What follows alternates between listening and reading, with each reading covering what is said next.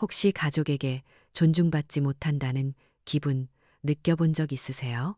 평생을 바쳐 헌신한 가족에게 쓸모없는 늙은이 취급을 당할 때 그때의 고통은 겪어보지 않으면 절대 모를 거예요. 저는 5년 동안 아들과 며느리의 모욕을 매일 견뎠어요.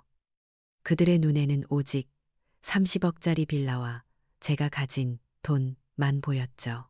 혹시 당신도 지금 나를 위한 삶이 아니라 누군가의 짐처럼 살고 있지는 않나요? 가장 믿었던 아들의 배신적인 침묵과 며느리의 추방 요구, 가제 인생의 마지막 경고였어요. 하지만 그들이 제 나약함에 속는 동안 저는 조용히 50억 유산과 복수 계획을 준비하고 있었죠. 그들의 탐욕이 산산이 부서지는 순간 저는 비로소 진짜 자유를 찾았답니다. 존중받지 못하는 삶을 살고 있다면 제 이야기를 꼭 들어보세요. 당신의 나약함, 이 사실은 얼마나 강력한 지혜가 될 수 있는지 깨닫게 될 거예요. 침묵은 나약함이 아니에요. 여러분의 이야기도 듣고 싶어요.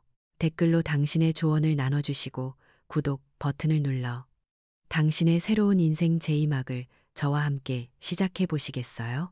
강남 외곽에 자리 잡은 이 고급 빌라는 것 보기엔 참 평화로워 보여요. 하지만 나 김씨 어머니에게 이곳은 벌써 5년째 숨막히는 감옥이나 다름없었죠. 나는 올해 62, 남편을 먼저 떠나보낸 과부로 아들 민준과 며느리 서연이의 집에서 함께 살고 있거든요.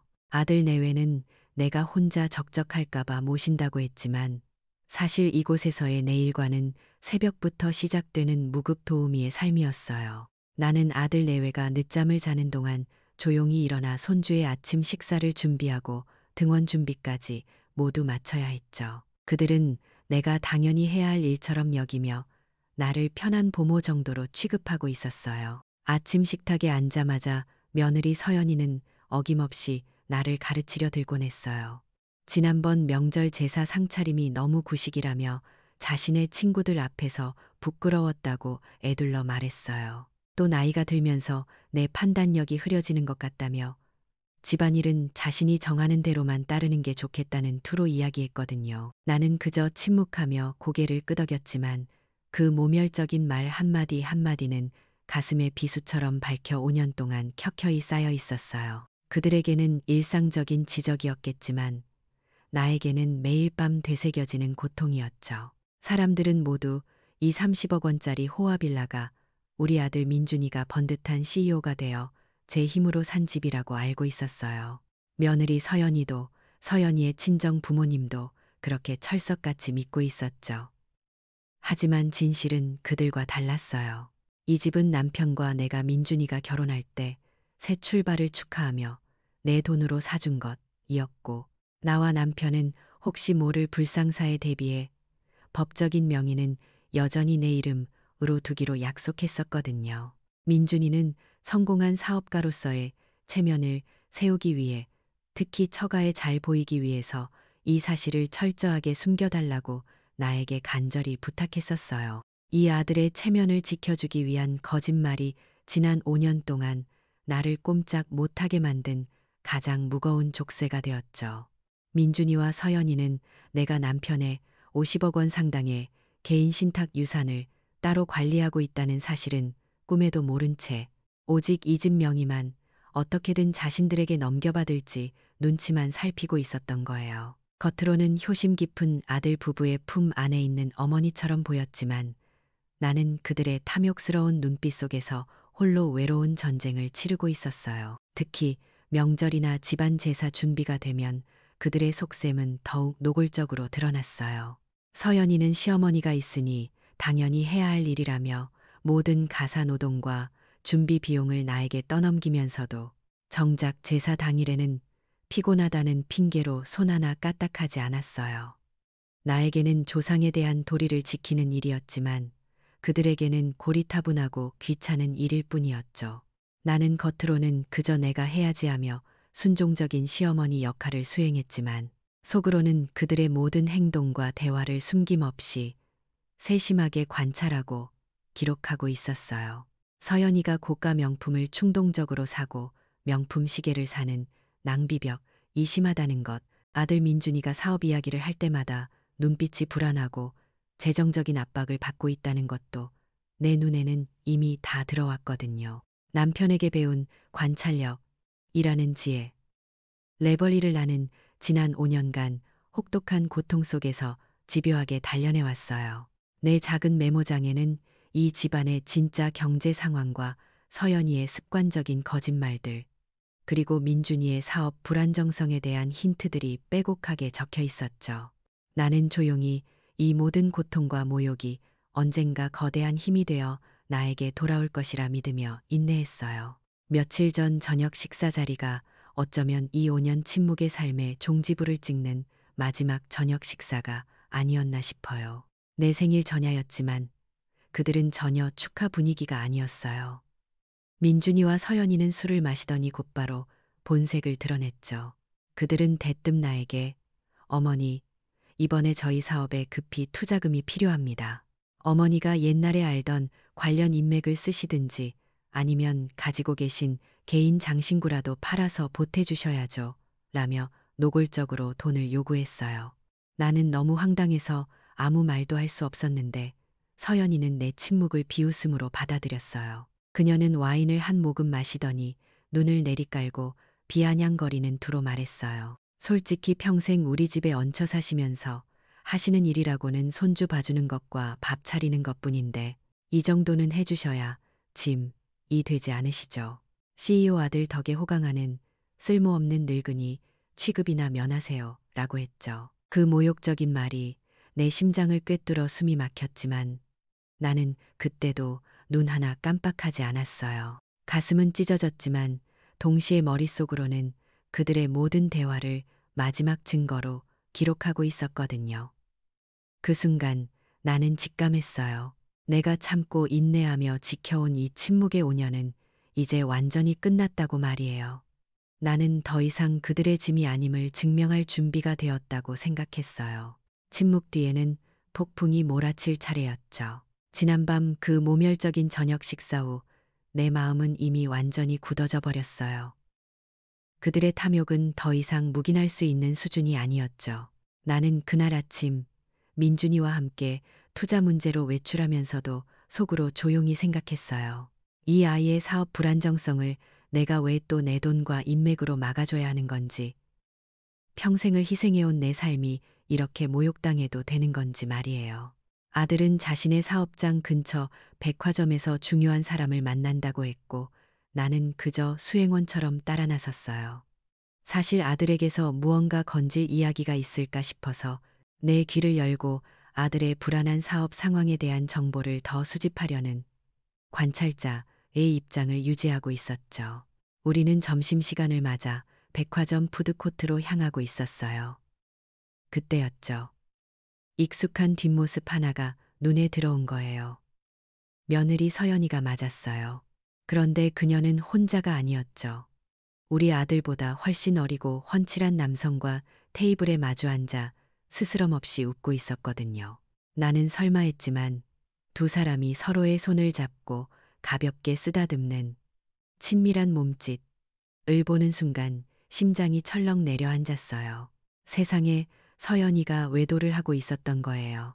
나는 놀란 나머지 그 자리에 멈춰 섰지만 옆에 있던 민준이는 이미 그 광경을 목격하고는 몸을 부들부들 떨고 있었어요. 분노로 인해 얼굴은 붉어졌고 주먹은 단단히 쥐어졌죠. 서연이는 공공장소임을 전혀 의식하지 못하는 듯 했어요. 심지어 그 자리에서 민준이의 신용카드를 내밀어 그 내연남에게 고가의 명품 시계를 사주고 있었죠. 그 젊은 남자가 시계를 손목에 차고 서연이에게 기분 좋게 기대는 모습은 차마 눈뜨고 볼 수 없는 광경이었어요. 나는 아들의 표정을 살폈죠. 민준이는 당장이라도 달려가서 소리를 지를 것 같았지만 곧 이상하리만큼 평정심을 되찾았어요. 그 이유를 알 것 같았어요. 그는 자신이 성공한 CEO라는 체면, 이 백화점 한복판에서 산산조각 날까 두려웠던 거예요. 그는 자신의 분노와 수치심보다 대중에게 비칠 자신의 이미지를 먼저 생각했죠. 아들은 잠시 후 떨리는 손으로 휴대폰을 꺼내 들었어요. 그는 서연과 내연남의 모습을 침착하게 사진과 영상으로 기록하기 시작했어요. 나는 그 순간 깨달았어요. 민준이는 단순한 피해자가 아니라 이미 자신의 이익을 위해서는 전략적인 계산, 이 가능한 냉정한 인물이라는 것을요. 다만 그 전략의 목표가 어머니의 복수가 아닌 오직 자신의 체면과 이익만을 향하고 있다는 것이 너무나 분명했죠. 우리는 아무 말 없이 그 자리를 떠나야 했어요. 그날 저녁 집으로 돌아오자마자 민준이는 나에게 자리를 피해달라고 했어요. 나는 조용히 내 방문을 살짝 열어두고 거실의 상황을 주시했어요. 민준이는 서연이를 거실로 불러내더니 낮에 찍은 사진과 영상을 들이대며 맹렬히 비난했어요. 격분한 아들은 외도에 대한 배신감과 자신의 돈이 다른 남자에게 쓰였다는 분노를 이기지 못하고 서연이의 뺨을 세차게 때렸어요. 그 순간 서연이의 얼굴은 분노로 일그러졌지만 놀랍게도 그녀는 당황하거나 용서를 구하지 않았어요. 오히려 눈 하나 깜빡하지 않고 예상치 못한 반격을 가했죠. 좋아, 절대로 이혼해. 내가 바람피웠다고? 당신도 가만 안 둬. 당신이 벌인 거짓말에 나도 당할 만큼 당했어. 이 집 정확히 50% 가져갈 거야. 서연이의 목소리는 분노를 넘어선 냉정한 확신에 차 있었어요. 이것이 바로 트위스트의 상황의 악화이었죠. 나는 서연이가 단순히 외도만 한 것이 아니라 이미 이혼과 재산 분할까지 철저하게 계획해 두었음을 직감했어요. 서연이는 빌라를 가리키며 뻔뻔하게 소리쳤어요. 이 집 당신이 결혼 후에 당신 돈으로 샀다며. 그럼 명백한 공동재산이야. 민준이는 그 말에 말문이 막혀버렸어요. 자신이 성공한 CEO로서 체면을 세우기 위해 서연이와 처가해했던 거짓말. 이제 그를 올가매는 족쇄가 된 거예요. 만약 지금이라도 이 집은 사실 엄마 돈으로 산 거고 명의도 엄마 거다 라고 말한다면 자신의 모든 성공이 거짓이었음이 만천하에 드러나게 되거든요. 이혼도 뼈아프지만 사회적 체면의 붕괴는 민준이에게 더 치명적인 두려움이었어요. 그 순간 나는 안방문 앞에 서서 그 모든 광경을 목격하고 있었어요. 민준이는 외도에 대한 분노, 어머니에 대한 미안함, 그리고 자신의 체면 붕괴에 대한 두려움 사이에서 완전히 마비되어 있었죠. 그때 서연이는 재빨리 친정 어머니에게 전화해 상황을 알렸어요. 딸이 이혼하면서 30억 원 빌라의 절반인 15억 원을 받게 될 거라는 말에 서연이의 친정 어머니는 옷도 제대로 못 갖춰 입고 지원군을 자처하며 우리 빌라로 난입했어요. 서연이의 친정 어머니는 나를 발견하자마자 불같이 화를 내며 차마 입에 담지 못할 욕설을 쏟아냈어요. 꼴도 보기 싫은 늙은이가 아직도 이 집에 있네. 이 집은 이제 우리 딸과 사위거다. 당신이 여기서 나갈 차례야. 빨리 짐 싸서 꼴도 보기 싫은 얼굴 당장 치우고 집 팔아 재산 나누게 해. 그녀는 내가 이 집에서 당장 퇴거해야 한다고 윽박질렀죠. 상황은 걷잡을 수 없이 절정의 모욕으로 치달았어요.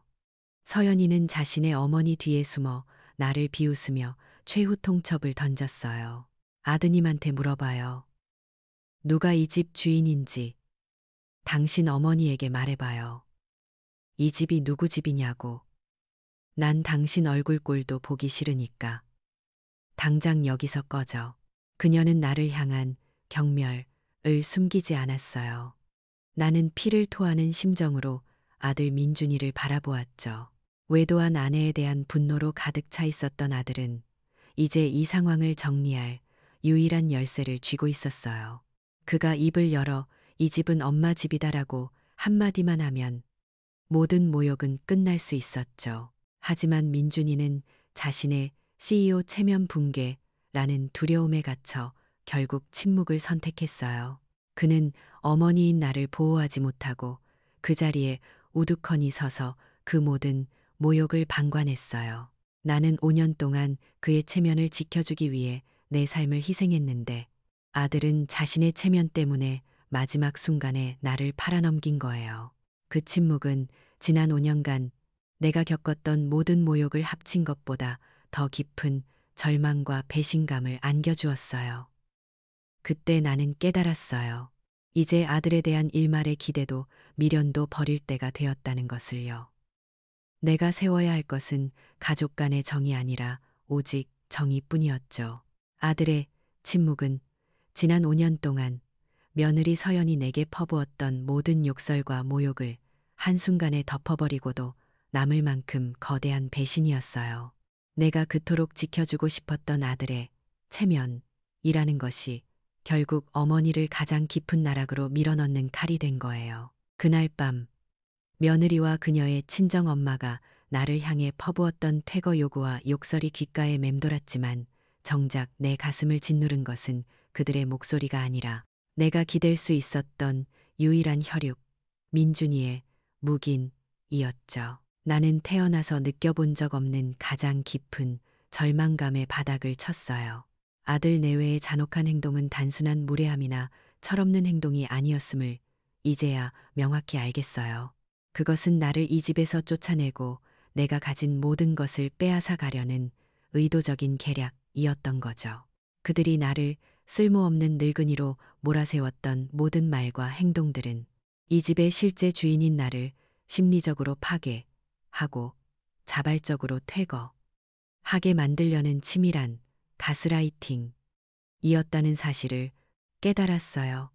나는 지난 5년 동안 모든 것을 관찰하는 것에 그쳤지만 이제 그 단순한 관찰력 레벨 1, 은아들과 며느리의 본질을 꿰뚫어보는 인간관계, 지혜, 레벨 2로 완전히 변모했어요.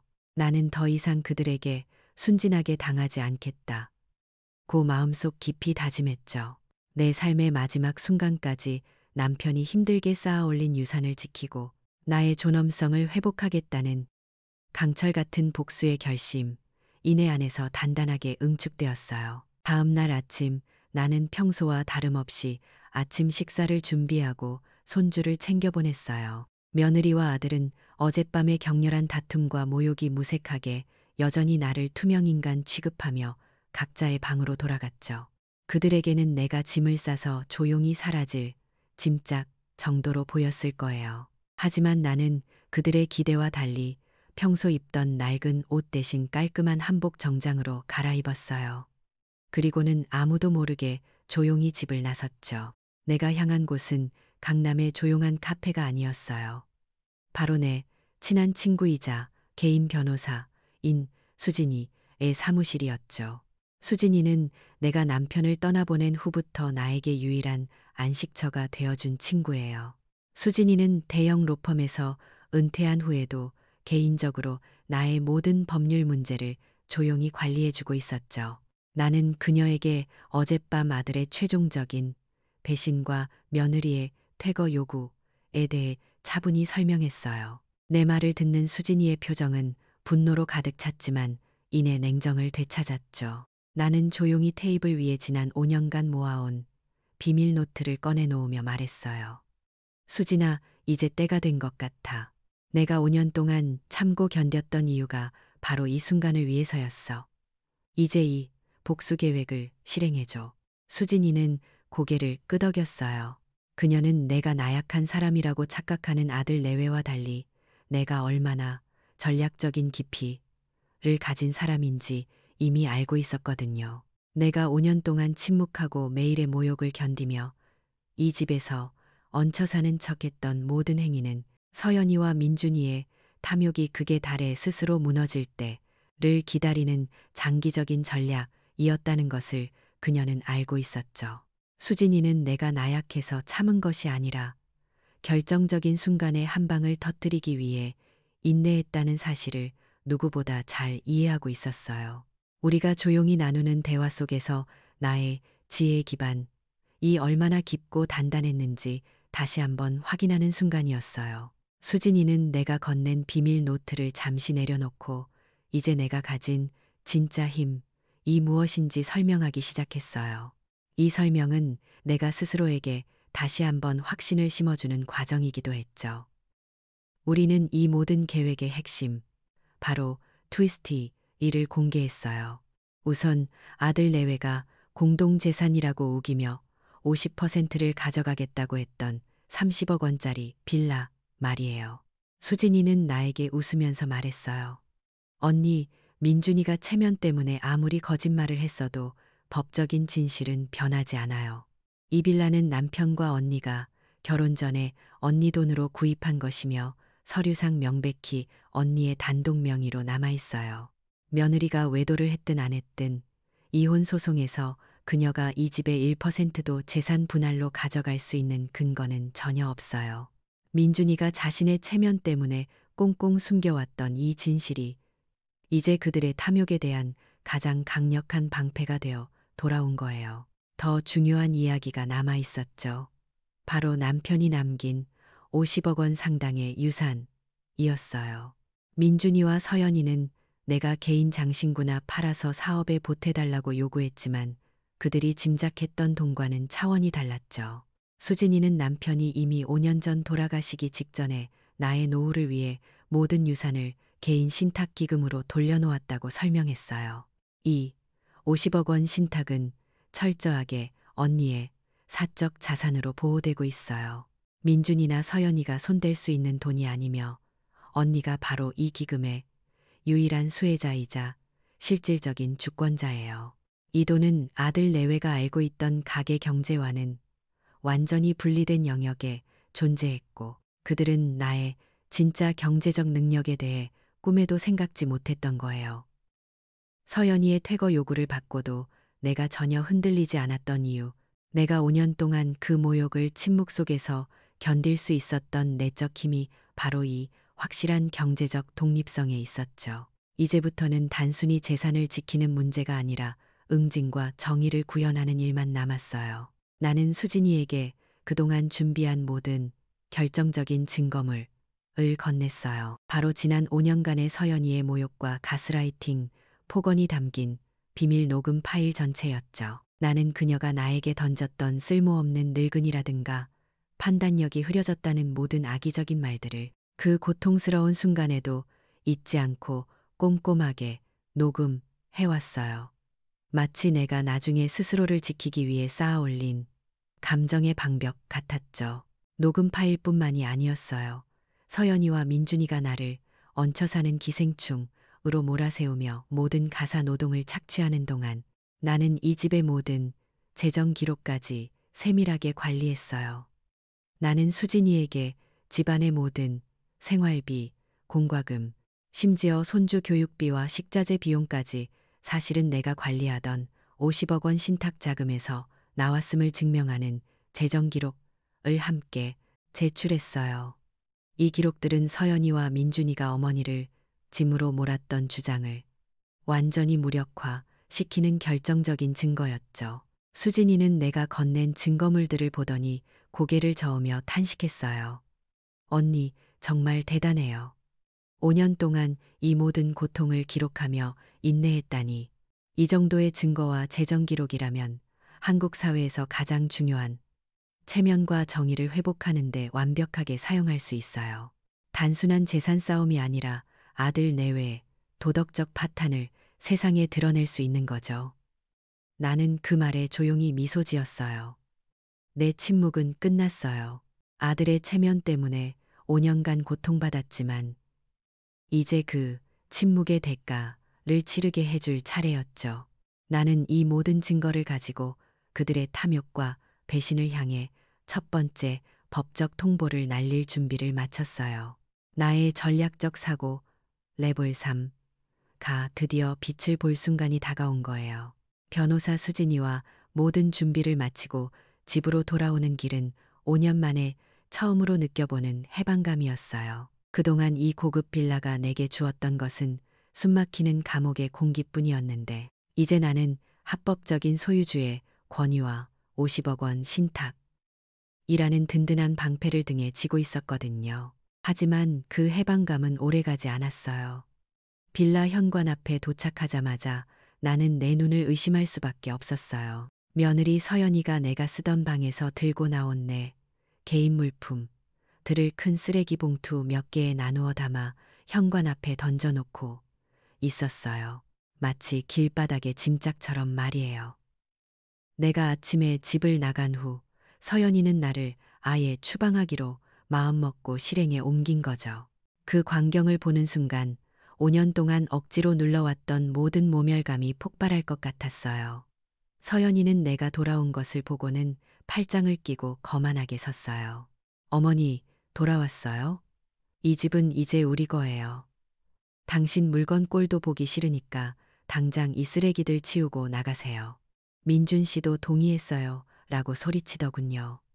그녀의 눈빛에는 더 이상 숨길 필요가 없다는 노골적인 경멸. 많이 남아 있었죠. 바로 그때 아들 민준이가 퇴근해서 현관으로 들어섰어요. 나는 아들이 이제라도 며느리를 꾸짖고 나를 변호해 주기를 아주 작은 희망이라도 품고 아들을 바라봤어요. 하지만 민준이는 자신의 체면, 과, 재산 분할의 두려움 앞에서 또다시 나를 배신하는 길을 선택했어요. 민준이는 바닥에 놓인 내 짐들을 힐끗 보더니 피곤한 표정으로 나를 향해 말했어요. 엄마, 이제 그만해. 괜히 일 크게 만들지 말고 서연이 말대로 며칠만 나가 있어. 제발 조용히 좀 해라며 어머니인 나의 추방에 동조하는 최악의 모습을 보인 거예요. 그 순간 내 안에 남아있던 아들에 대한 마지막 한 가닥의 정도, 연민도 완전히 끊어졌어요. 나는 이제 아들에게서 아무것도 기대하지 않기로 했죠. 나는 현관 바닥에 버려진 내 짐과 나를 짐짝처럼 대하는 아들 내외를 냉정하게 응시했어요. 그들의 눈빛에는 늙은이는 이제 우리에게 쓸모없다. 는 오만함이 가득 차 있었죠. 나는 심호흡을 한 번 했어요. 지난 5년 동안의 침묵이 끝나는 순간이었고, 이제는 자유와 권위를 되찾는 순간이었거든요. 내 목소리는 떨리지 않았어요. 아주 차분하고, 그러나 누구도 거부할 수 없는 단호한 권위를 담고 있었죠. 나는 서연이와 민준이의 눈을 정면으로 바라보며 선언했어요. 이 집은 말이다. 너희가 5년 동안 관리해준 엄마의 30억 원짜리 빌라다. 미안하지만 너희 둘이 여기서 나가야겠다. 내 말이 끝나자마자 거실은 싸늘한 정적에 휩싸였어요. 민준이와 서연이는 마치 유령이라도 본 듯이 경악하며 나를 바라봤죠. 서연이는 곧바로 히스테리컬하게 웃음을 터뜨리며 내 말을 부정했어요. 무슨 말을 하는 거예요? 어머니, 갑자기 정신이 나가셨어요. 거짓말 마세요. 이 집은 민준 씨가 결혼 후에 그의 돈으로 산 거라고요. 당신이 여기서 나갈 차례예요. 서연이는 여전히 자신이 상황의 우위에 있다고 확신하고 있었어요. 하지만 서연이와 달리 민준이의 얼굴은 창백하게 질려 있었죠. 그는 자신의 거짓말이 드디어 폭로되는 순간이 왔음을 직감한 거예요. 그는 혼란과 두려움에 휩싸여 아무 말도 못하고 어머니인 나만 쳐다보고 있었어요. 자신이 체면을 위해 했던 거짓말이 자신들을 덮치는 부메랑이 되어 돌아올 줄은 꿈에도 몰랐겠죠. 나는 민준이의 거짓말을 더 이상 감싸줄 의무도 이유도 없었어요. 나는 가방에서 깨끗하게 인쇄된 종이 한 장을 꺼내 서연이와 민준이 앞에 던지듯 내려놓았어요. 그것은 바로 이 고급 빌라의 합법적인 부동산 소유 증명서 였죠. 거기에 적힌 소유자 이름은 김씨, 바로 나였어요. 서연이는 종이를 집어들고 떨리는 눈으로 내용을 읽어내려갔어요. 그녀는 그제야 상황이 얼마나 심각하게 잘못되었는지 깨닫기 시작했죠. 그녀가 그토록 믿었던 민준이의 성공한 CEO 체면, 사실은 나를 얹혀 살게 하기 위한 거짓말의 성벽 위에 세워진 허상이었음을 말이에요. 서연이는 고통스러운 표정으로 민준이를 바라봤지만 민준이는 고개를 푹 숙이고 입을 열지 못했어요. 그때 현관문이 다시 열렸어요. 그리고 안으로 들어선 세 사람의 모습은 서연이와 민준이를 공포와 충격에 빠뜨리기에 충분했죠. 내 뒤를 이어 당당하게 들어선 사람은 바로 나의 친구이자 변호사인 수진이었어요. 그리고 수진이의 양옆에는 거구의 전문 경호원 2명, 이 위압적인 모습으로 서 있었어요. 나는 경호원들이 내 앞에 놓여 있던 내 짐이 든 쓰레기 봉투들을 쓰레기통이 아닌 서연이의 명품 가방들 옆에 조용히 옮겨놓는 모습을 보며 만족스러운 미소를 지었어요. 그들의 등장만으로도 민준이와 서연이는 완전히 압도당했죠. 수진 변호사는 조금의 감정도 섞이지 않은 공식적인 목소리로 퇴거 통보를 낭독하기 시작했어요. 본인은 법무법인 해강의 수진 변호사입니다. 본 통지서는 본 빌라의 법적 소유주인 김 씨 어머니의 정당한 요청에 따라 귀하 민준 씨와 서연 씨에게 보내는 공식적인 퇴거 통지입니다. 귀하들은 오늘부터 48시간 이내에 본 주거지에서 모든 짐을 가지고 퇴거해야 함을 통지합니다. 정해진 기한 내에 퇴거하지 않을 시 본 소유주는 법적 절차에 따라 강제 집행을 진행할 것입니다. 수진이의 목소리는 칼처럼 날카로웠고 단호했어요. 민준이는 그 자리에서 주저앉을 듯 몸을 떨었어요. 그는 자신이 그토록 지키려 했던 CEO로서의 체면, 이 어머니의 장기적인 지혜와 인내의 전략적 사고, 레벨 3에 의해 한순간에 산산조각 났음을 깨달았죠. 그의 거짓말이 모든 것을 파괴한 거예요.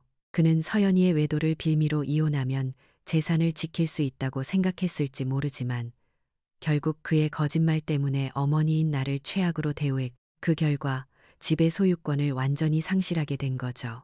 서연이는 자신이 30억 원의 재산 분할은커녕 외도 증거가 담긴 상황에서 이혼하고 길바닥에 나앉게 될 상황에 처했다는 것을 깨닫고 히스테릭하게 절규하기 시작했어요. 그녀는 마치 세상이 무너진 것처럼 소리를 지르며 경호원들에게 끌려가지 않으려 발버둥 쳤죠. 이럴 수는 없어. 말도 안 돼. 이 집은 내 집이야. 그녀의 절규는 내 귓가에 더 이상 모욕으로 들리지 않았어요. 그것은 탐욕의 성벽이 무너지는 소리였고 내가 5년간 준비했던 전략적 사고가 결실을 맺었음을 확인하는 승리의 소리였거든요. 나는 그들의 추한 절규와 무너지는 모습을 냉정하게 관찰하며 그동안 억눌렸던 내 삶의 정의를 되찾는 첫걸음을 내디뎠어요. 이제는 내가 이 집의 주인이었고 그들이 48시간 안에 사라져야 할 손님이었어요. 변호사와 경호원들이 나가고 난 뒤에도 민준이와 서연이는 마치 얼어붙은 조각상처럼 거실에 굳어 있었어요.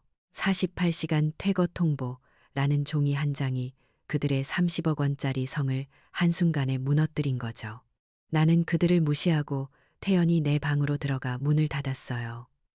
5년 동안 갇혀 살던 감옥이 이제 나의 해방구가 된 거예요.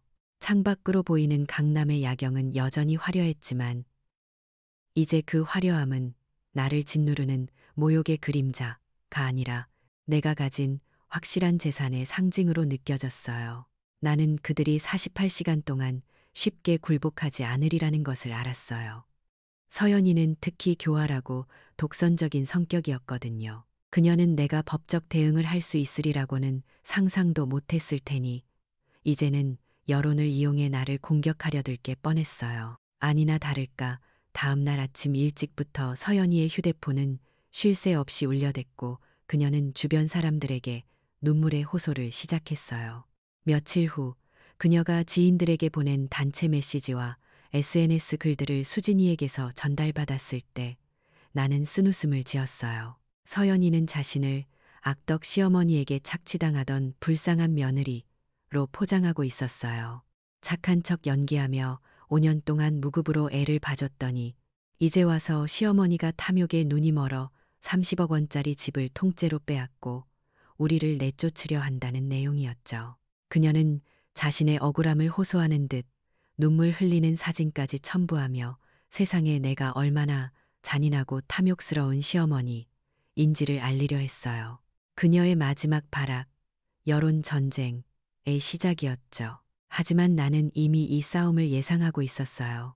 내 침묵이 나약함이 아니라 장기적인 전략이었듯이 이 여론전 역시 나의 마지막 승리를 위한 배경음악일 뿐이었죠. 수진이 변호사는 서연이에게 착취당하던 며느리라는 프레임을 씌우는 바로 그 순간 내 반격을 시작했어요. 수진이는 서연이가 그를 유포했던 친정 식구, 친구, 동료들에게 익명으로 하나의 패키지를 전송했어요. 그것은 바로 내가 5년 동안 기록했던 서연이의 모욕과 폭언이 담긴 녹음 파일 전체였어요. 쓸모없는 늙은이라며 나를 모욕하는 서연이의 날카로운 목소리, 내가 무급 육아를 도맡는 동안 명품 쇼핑을 계획하는 그녀의 경박한 통화 내용, 심지어 아들에게까지 나를 치매 환자로 몰아세우려 했던 가스라이팅의 대화까지 5년의 수치가 고스란히 담겨 있었죠. 그 녹음 파일, 이 공개되자 서연이의 여론전은 180도 역전되었어요. 그녀의 눈물겨운 호소는 순식간에 악덕 며느리의 파렴치한 거짓말로 변했죠. 서연이의 지인들은 그녀의 이중성에 경악하며 등을 돌렸어요. 일부는 나에게 익명으로 연락을 취해 그동안 서연이의 거짓말에 속았습니다. 사모님이라며 사과까지 해왔죠. 서연이는 퇴거 기한이 채 끝나기도 전에 사회적으로 완전히 고립되었어요. 자신이 가장 소중하게 생각했던 체면을 건드린 대가로 그녀는 스스로의 체면으로 인해 망하는 통쾌한 결말을 맞이한 거예요. 나는 창밖을 바라보며 조용히 미소 지었어요. 체면 역전, 이것이 바로 내가 5년 동안 설계했던 전략적 사고 레벨 3의 결실이었죠. 퇴거 시한이 24시간 남았을 때 민준이와 서연이는 여전히 짐을 싸지 않은 채 버티고 있었어요. 집이 내 명이라는 사실은 인정했지만 그들은 아들이니 봐달라는 감성적 호소와 사업이 망할 것이다 라는 협박을 번갈아가며 시도했죠. 엄마, 제발. 서연이는 나 몰래 그런 거고 나는 엄마한테 너무 미안해. 우리 사업 지금 투자금만 들어오면 다 해결돼. 엄마, 내가 성공해서 이 빌라보다 더 좋은 집 사줄게. 아들이잖아. 민준이는 내 앞에서 무릎까지 꿇고는 울먹였어요. 서연이는 그 옆에서 눈물을 글썽이며 고개를 숙이고 있었지만 나는 그들의 눈물에서 진심이 아닌 탐욕의 냄새만을 맡았어요. 나는 그들의 눈을 똑바로 바라보았어요. 그리고는 그들에게 최종적인 경제적 사형 선고를 내리기로 결정했죠. 내가 숨겨왔던 트위스트사, 그들의 파산을 확정짓는 비장의 카드를 꺼낼 때가 된 거예요. 민준아, 아들이라는 단어로 모든 배신과 모욕을 덮을 수는 없어. 그리고 서연아, 넌 그럴 처지가 아니야. 나는 조용히 말문을 열었어요. 수진이 변호사가 확인한 바로는 서연이 너는 최근 2억 원 상당의 고금리 사채를 빌려 개인 투자에 사용했고 그 투자는 이미 완전히 실패했더구나. 네가 이혼 후 가져가려던 15억 원의 재산 분할금은 네가 스스로 만든 빚들 막기에도 턱없이 부족했을 거야. 네가 내 돈과 남편의 유산까지 탐냈던 이유 바로 이 빚 때문이었겠지. 네가 그토록 혐오하던 쓸모없는 늙은이가 네가 꿈꿨던 재산으로 파산을 면할 마지막 기회마저도 막아버린다는 것을 알아도 서연이는 그 말에 소리를 지르며 얼굴이 파랗게 질렸어요. 그녀는 2억 사채의 존재가 폭로되리라고는 전혀 상상하지 못했던 거죠. 그녀의 절망은 곧 광기로 바뀌었어요. 그녀는 억울함을 호소하며 울부짖었어요. 민준이는 더 큰 충격에 빠졌어요. 아내가 자신도 모르게 고금리 사채까지 끌어다 썼다는 사실, 그리고 그 돈의 일부가 자신들의 사업과 사치에 흘러 들어갔을지 모른다는 생각에 민준이는 얼굴을 감싸쥐었죠. 50억 원 신탁의 존재는 언급할 필요조차 없었어요. 이미 빚더미라는 현실이 그들의 눈앞을 가렸으니까요. 모든 것을 잃은 서연이는 마지막 희망을 걸고 내연남에게 전화를 걸었지만 그 남자는 이미 그녀가 재산 분할에 실패하고 파산 위기에 놓였다는 소문을 듣고 전화번호를 차단한 후였어요. 서연이는 내 앞에서 휴대폰을 집어던지며 짐승처럼 절규했고 나는 그 비참한 몰락을 철학적 통찰 레벌사의 눈빛으로 지켜보았어요. 그녀의 탐욕이 불러온 완벽한 고립이었죠. 하지만 그들의 파괴적인 광란은 아직 끝나지 않았어요. 퇴거 명령을 거부한 그들은 분노에 미쳐 빌라를 난장판으로 만들려 했어요. 거실의 가구와 벽을 발로 차고 물건을 던지며 재물 손괴를 시도했죠. 나는 침착하게 그들을 제지하지 않고 마지막 최후의 증거를 제시했어요. 난 너희가 이 집을 부수려 한다면 난 너희를 끝까지 쫓겠다. 그리고 서연아, 몇 주 전 내가 내 남편의 영정사진을 더럽다며 부수던 CCTV 영상 이 내게 있다. 서연이는 그 말을 듣고 그 자리에서 굳어버렸어요. 그녀는 그날의 행동을 아무도 모른다고 생각했겠죠. 나는 민준이를 향해 차갑게 물었어요. 아들아, 내 아버지를 모욕한 서연과 함께 계속 남겠느냐? 아니면 마지막 남은 내 아버지에 대한 도리라도 지키고 이 집에서 나가겠느냐? 이것은 민준이에게 가해진 가장 잔혹한 심판이었어요. 자신의 체면 때문에 어머니를 배신했던 민준이는 이제 효, 셔와 조상에 대한 도리라는 한국 사회의 가장 기본적인 가치마저도 며느리에 의해 파괴당했음을 깨달았어요. 그는 완전히 정신적으로 붕괴했어요. 그의 나약함과 거짓말이 가장 신성한 영역까지 침범하게 만든 거예요. 나는 더 이상 그들에게 시간을 줄 필요가 없었어요. 수진이에게 연락해 경찰 신고 준비를 요청했고 민준이와 서연이에게 최종 통보를 내렸죠. 24시간 이내에 집을 떠나지 않으면 주거 침입 및 재물 손괴죄로 너희 둘 모두를 경찰에 고소하겠다. 내 아버지를 모욕한 죄, 그리고 나를 5년간 학대한 죄를 법정에서 치르게 될 것이다. 그들은 내 단호한 태도와 법적 위협 앞에 결국 굴복했어요. 24시간이 되기 전 민준이와 서연이는 마치 유배를 가는 죄인처럼 비참한 몰골로 짐을 챙겨 빌라를 나섰어요. 서연이는 파산, 거액의 사채빚, 이혼, 그리고 사회적 고립이라는 완벽한 몰락을 맞이했어요. 민준이는 이 모든 사건의 여파로 CEO 자리에서도 결국 실직하게 되었다는 소식을 나중에 전해 들었어요. 그의 체면은 이제 완전히 사라진 거죠. 나는 문 앞에서 초라하게 짐 가방을 끌고 나가는 두 사람을 냉정하면서도 연민이 섞인 눈빛으로 바라보았어요. 그리고 마지막 말을 건넸어요. 이 말은 내가 5년간의 침묵 끝에 얻은 인생의 철학적 통찰이자 그들에게 주는 최후의 교훈이었죠. 고맙다. 5년 동안 이 집 잘 관리해줘서 고맙다. 너희의 모욕과 탐욕 덕분에 나는 내가 누구였는지, 내가 무엇을 가졌었는지 깨달았다. 이제 너희가 내게 준 고통만큼의 대가를 치를 시간이구나. 문이 닫히고 길었던 5년의 악몽은 마침내 끝났어요. 나는 내 집, 내가 주인인 공간에서 홀로 섰어요. 이제 내게 남은 것은 50억 원의 신탁, 완벽하게 회복된 명예, 그리고 무엇보다 중요한 내 삶의 진정한 자유였죠. 민준이와 서연이가 짐을 끌고 집을 나서는 모습을 마지막으로 보고 문을 닫았을 때 빌라는 비로소 내 것이 된 것 같았어요. 5년 동안 낯선 이방인의 것처럼 느껴졌던 이 공간이 이제야 나를 받아들이는 듯 깊은 침묵 속에서 숨쉬고 있었죠. 그들이 사라지고 난 뒤의 집은 너무나 고요해서 오히려 한바탕 소란이 있었던 어제까지의 악몽이 비현실적으로 느껴질 정도였어요. 며칠 후 수진이에게서 최종적인 법적 종결 소식을 들었어요. 법원은 이 빌라가 나의 단독 소유임을 다시 한번 확실히 확인했고 서연이의 2억 원 사채는 빌라와는 전혀 관계없는 순수한 개인 채무로 확정했죠.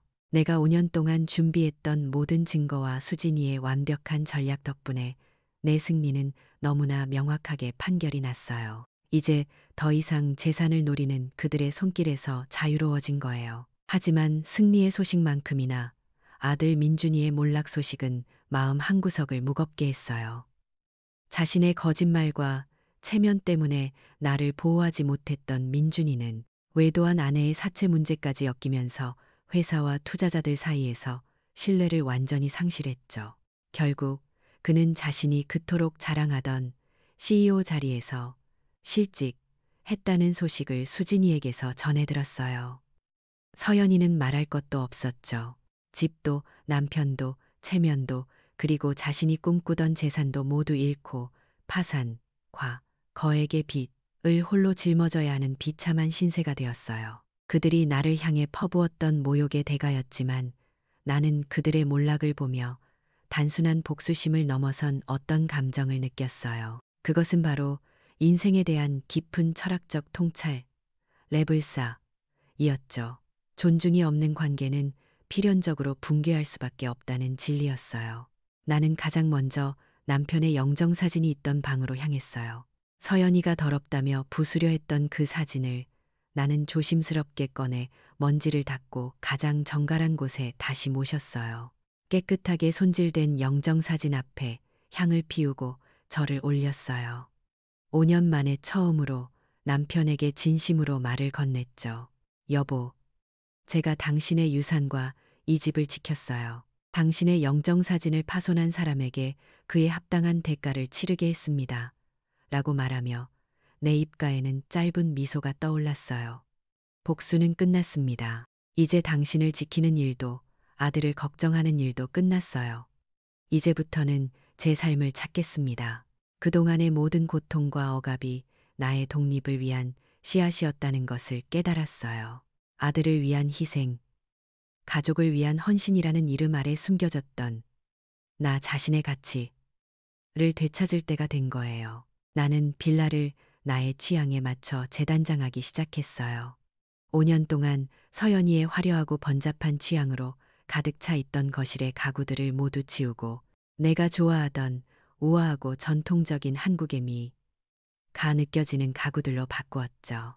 빌라가 나의 정체성, 주권을 되찾는 나만의 공간으로 서서히 변해갔어요. 이 공간의 변화는 내 삶의 변화를 상징하는 것이었죠. 일주일 후 나는 새로운 인생을 시작하기 위해 완벽하게 준비했어요. 수진이와 함께 정갈한 정장 차림으로 빌라를 나섰죠. 나는 더 이상 며느리의 잔소리나 아들의 무시를 견뎌야 하는 나약한 시어머니가 아니었어요. 남편이 남긴 50억 원 신탁 기금은 내가 그저 평범한 은퇴한 여성이 아니었음을 증명해 주었죠. 수진이와 나는 그 기금을 기반으로 개인 투자 펀드를 설립했어요. 그리고 나는 그 펀드의 공식 회장으로 취임했죠. 내가 모았던 빌라의 소유 증명서, 5년치 재정 기록, 그리고 50억 원 신탁의 존재는 이제 단순한 복수 도구가 아닌 나의 강력한 경제적 기반이 되었어요.